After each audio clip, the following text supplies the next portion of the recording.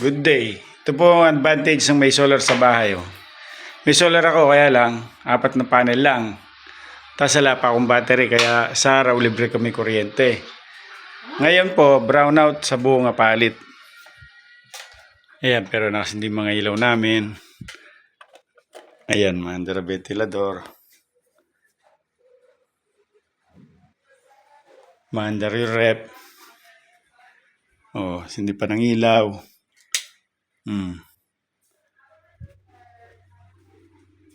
Oh, yan. Oh, sindi mga ilaw.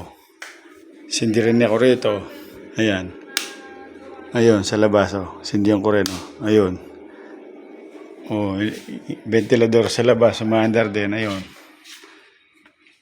Yan. Tapos, hindi ng ilaw. Oh. Ayun. Ayan pa. Oh. Maandar lahat ng ilaw. Ito yung inverter ko. 4 na panel yung nasa taas.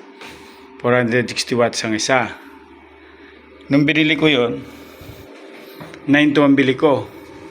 460 watts. Ngayon, ang panel ngayon, 550 watts. Nasa 4.5 lang ang alaga ng bawat isa. Ayan, AC, power, 0 volts. Ngayon, mag-scroll tayo. Ayan ang pinoproduce ng 4 na panel sa taas. 150 volts. Galing sa baba panel yan. Dumadaan dito sa inverter. Na-invert siya. From DC, nagiging AC. Ayan, 230 volts. 31 volts. Ang nagiging ano niya. Kaya napapandar yung mga appliances. Maandar din na rep. Sarap yung buso. Oh. Pati ilaw sa banyo. Hindi natin, oh. Oh. Ayan, nakasindi lahat. Alam power ngayon buong mapalit. Yan lang po. Yung gustong magpa-install ng solar, mag-invest ka lang ng minsang investment. Ang bili ko nitong solar inverter na to, 3,500 watts yan. 20K. Tapos yung mga accessories ayon.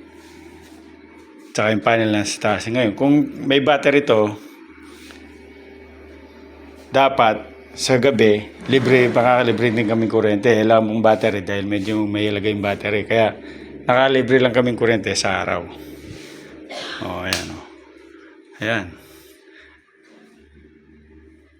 Mula nung ilagay ko to, nakabawas akong 2,000 sa monthly bill ko. Pagka mamaya, mga after lunch, matutulog yung mga bata, nakapagpa-under din ng aircon. Okay po, salamat.